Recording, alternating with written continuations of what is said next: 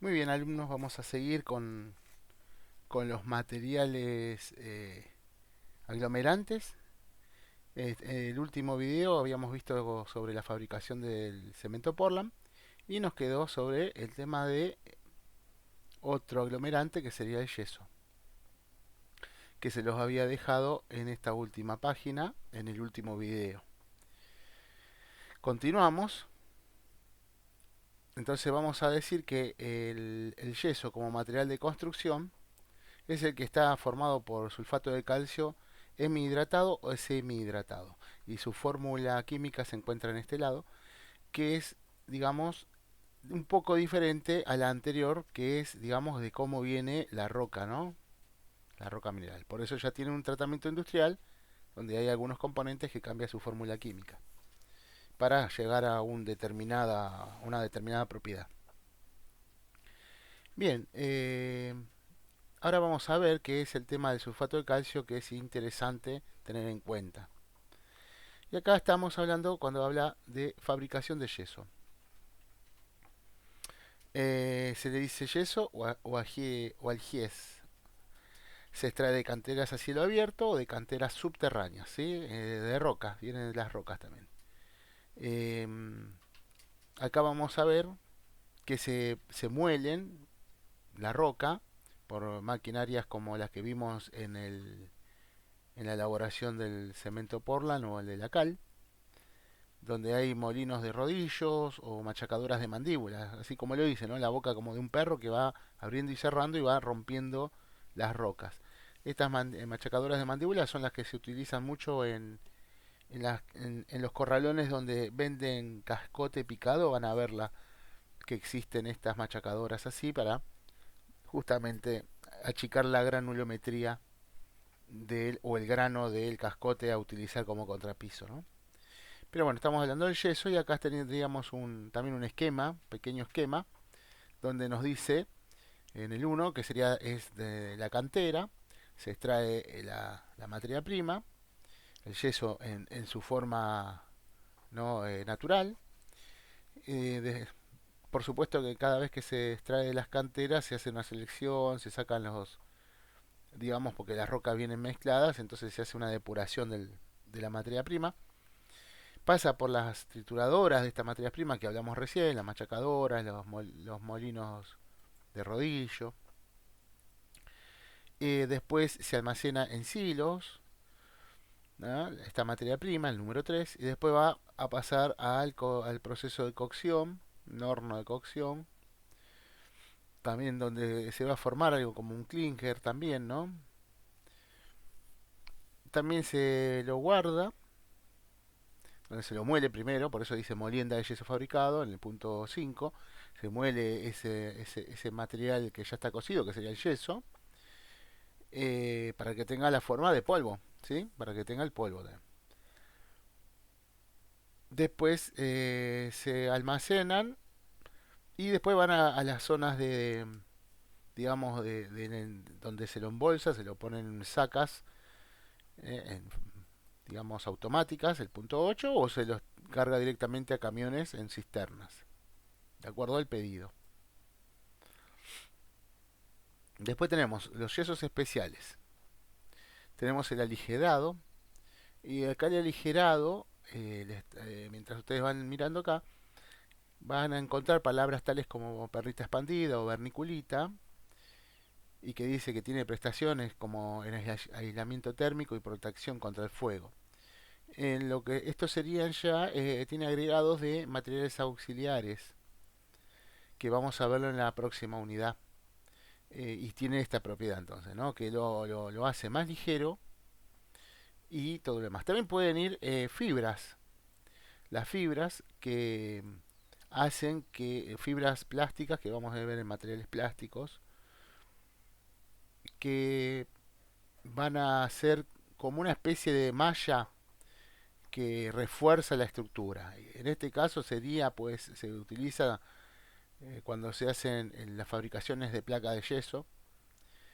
Usted es muy conocida por su forma comercial, nombre comercial Durlock, que en realidad es el nombre, no es el material es placa de yeso. Bueno, esto sería una forma de yeso aligerado que se utilizaría en la construcción. Muy utilizada últimamente, ¿sí? Como en construcciones de prefabricadas, con un material premoldeado, como es la placa de yeso. Después tenemos material de alta pureza, YD, se la denomina así, con esas letras, que es material construido fundamentalmente por sulfato de calcio. En la mayoría tiene calcio, todo tiene calcio, ¿sí? Se lleva para incorporarlo en fábricas y aditivos y se agregan agregados orgánicos e inorgánicos para mejores prestaciones de dureza superficial. También puede ser que necesitan, el yeso no tiene una propiedad mecánica de dureza importante, por eso en algunos casos se puede pedir un tipo de yeso de alta dureza, ya que cualquier rayón o golpe en sus terminaciones hace que se rompa, digamos, ¿sí? Entonces, o se marque. Y después tenemos los yesos de terminación. Este por lo general es un yeso, el YE barra T, que sería el que se utiliza en las obras comunes, donde se le hace el enlucido fino con una terminación de yeso. Este es lo que se queda como un material muy liso, una terminación hermosa, muy agradable al tacto, que como dice acá, no tiene partículas gruesas, tiene la granulometría, el tamaño de grano muy pequeño como para que quede una buena terminación. Esto es importante saber que cuando estamos haciendo las terminaciones, imaginen, están revocando y van a hacer una terminación no de este fino a la cal o endurecido a la cal, sino que van a hacerlo en yeso. El yeso, así como es fino, se muestran más las imperfecciones. Por eso el revoque de base, el revoque grueso, debe estar bien aplanado, bien aplomado, porque si no las imperfecciones se notan mucho. Así que bueno, estos serían los tipos de yeso. El yeso de terminación es el que viene en bolsas de 50 kilos. Así que bueno, acá hay una marca muy conocida, muy buena, que se llama Tuyango. Que hay varias marcas, pero esta de Tuyango es muy buena calidad. Bien, después tenemos el asfalto o el betún. Bueno, el betún, por ahí algunos lo conocen por una cuestión de pintura, donde se le da un acabado como negruzco a una madera. Bueno, en este caso no, es un... ahí lo dice, ¿no? Que es hidrocarburos naturales o de petróleo, que vienen sólidos, viscosos o líquidos, ¿no? Es muy raro verlo sobre la tierra, sobre la superficie de la tierra, por lo general está en profundidad. Pero hay en partes en Estados Unidos donde hay betún en la superficie. Creo que hasta han aparecido en películas también esa formación de brea, la brea líquida que le dicen, en la superficie. Son muy pocos lagos que figuran de eso, pero hay. ¿Y qué se caracteriza? Porque se penetra muy bien en todos lados, hacer el viscoso o líquido, al sólido se lo transforma en líquido también mediante el proceso de calentamiento para que pueda penetrar en ciertos lugares. Se destaca la elasticidad y la flexibilidad. Este tipo de los betunes que tiene buena penetración, es elástico y flexible, se utilizan muchísimo en lo que es las juntas de dilatación. En cualquier tipo de junta de dilatación se utilizan este material hoy en día.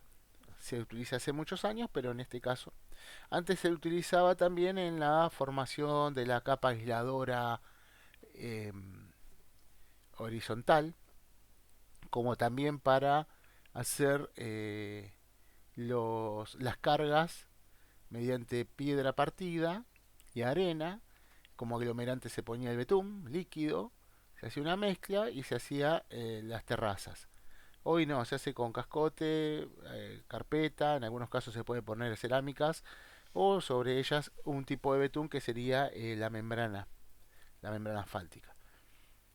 Si se utiliza en esta forma de morteros y hormigones En la pavimentación, como lo dice acá, el pavimento negro que se le dice, que no es el de hormigón, de cemento, piedra y arena, sino que es el de betún, arena y piedra.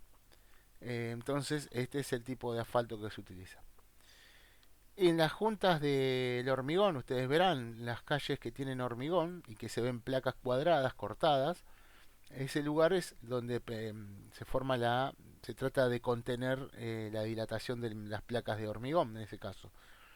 Y se utilizan este tipo de material en forma caliente para que penetre dentro de la cavidad y quede como algo que impermeabiliza porque no deja pasar el agua hacia abajo de la losa y al ser elástico soporta la contracción y la ampliación, digamos, por efecto del calor y el frío de la placa de hormigón o de cualquier tipo de placas, sea contrapisos en una casa, todo lo demás donde se forman la dilatación.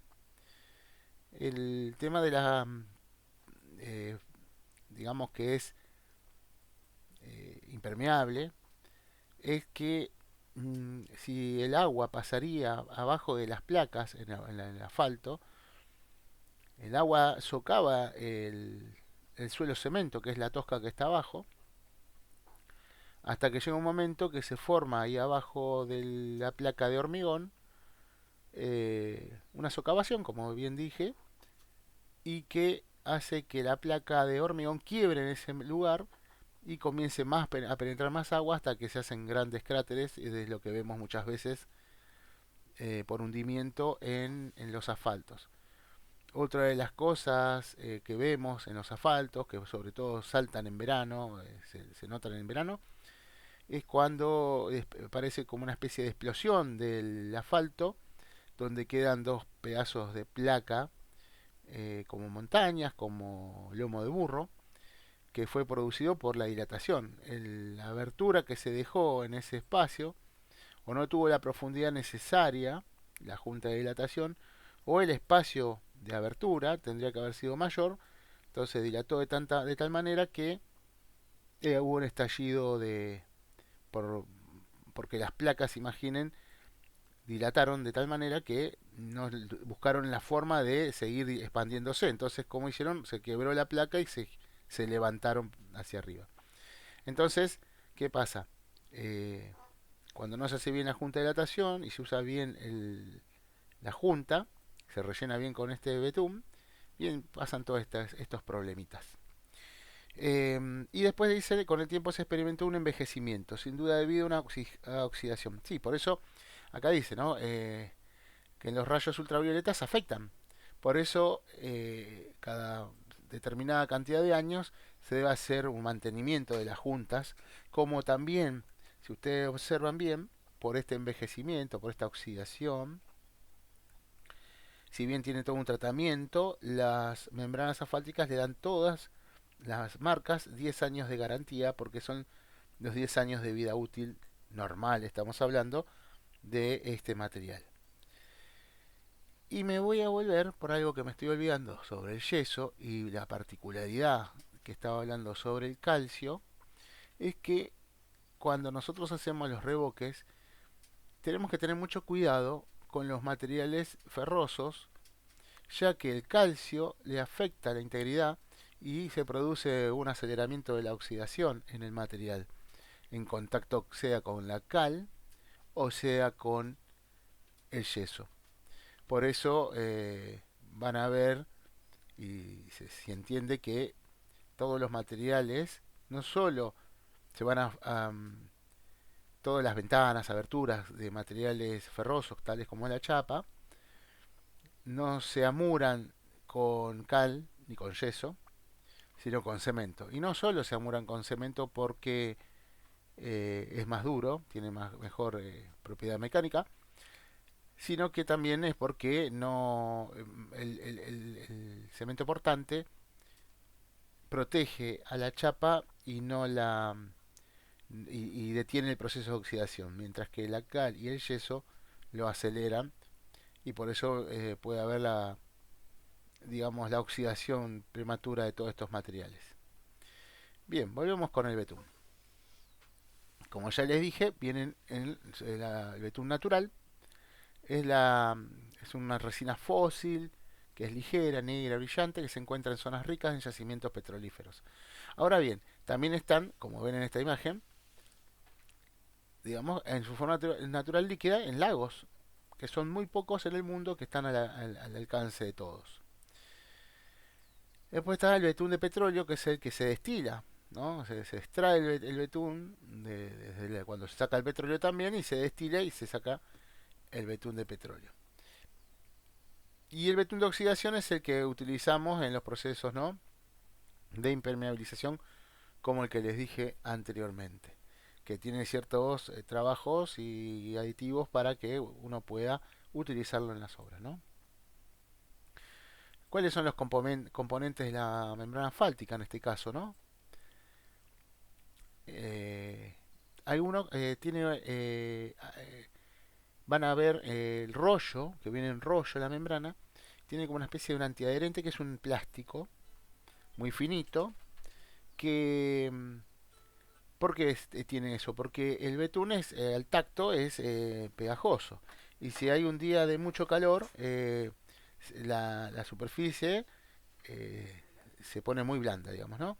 Entonces, manteniendo este antiadherente, se puede enrollar la membrana y no se pega, si no sería una masa pegajosa ahí que no se despegaría la membrana. Entonces con esta manera se puede manipular tranquilamente. Esta membrana, esta parte antiadherente en el proceso de colocación debe ser totalmente quemada con los sopletes cuando se hacen las colocaciones de membranas sobre las terrazas, porque así saca el antiadherente justamente y hace que sea adherente lo que es ya el paso, el punto 2 que sería el asfalto. El asfalto se adhiere a lo que es la terraza.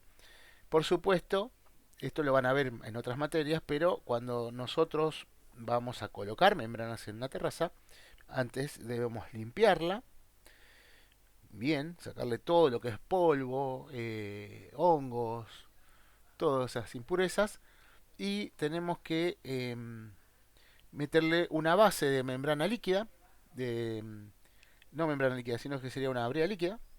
Se pinta, se lo da con un rodillo, se lo deja, porque vuelvo a repetir, es al tacto muy pegajoso, se lo deja un mediodía o un día, y luego se viene a la colocación de membrana mediante el calor y el soplete. Entonces vamos poniendo, quemando el antiadherente y le damos presión con, con una cuchara, con un fratacho, como para que se adhiera a la terraza o sí, a una terraza. Después, ¿qué tiene en el medio? Una armadura, que es lo que le da como una rigidez, puede ser fibras, ¿no? Una membrana plástica, puede ser cualquiera de estas, a que le da una cierta rigidez a toda la membrana. Viene la capa superior con otro asfalto y arriba puede venir o no otro aluminio. Un aluminio que muchos es para reflejar, recuerden las propiedades térmicas, chicos, reflejaría el calor, lo disiparía para de nuevo. Otros dicen que es para darle una cierta dureza, en realidad no, porque hasta un gato lo puede rasguñar y lastimar. Pero bueno, es así, pueden venir así. También se utilizan como, como si fueran para juntas de dilatación, ya vienen con un adherente, un antiadherente, perdón, plástico, eh, unos asfaltos que se pueden meter adentro de las juntas de dilatación que vienen de 1 centímetro por 1 centímetro, que se las calienta con agua caliente, se las pone en un balde, una olla o lo que sea de agua caliente, para que se aflojen un poco, para que se pongan un poquito más flexibles, más maleables, y se van apretando adentro de la junta. Eso es cuando no se quieren poner las juntas con membrana, con brea caliente, vieron como en la calle. Entonces, con esta manera, si tenemos cerámicas colocadas y queremos dejarle la junta y el asfalto para la junta de dilatación para que cumpla su función, vienen ya también en el mercado de este tipo de, de material. Bien, con esto terminaríamos lo que sería materiales aglomerantes o cementosos y vamos a pasar en la clase que viene, en el video próximo, a hablar sobre los auxiliares, los agregados finos, gruesos, que van también y que vamos ya acercándonos a lo que es cómo los distintos materiales empezamos a hacer los distintos morteros también. Así que bien, con esto me despido por ahora, nos vemos.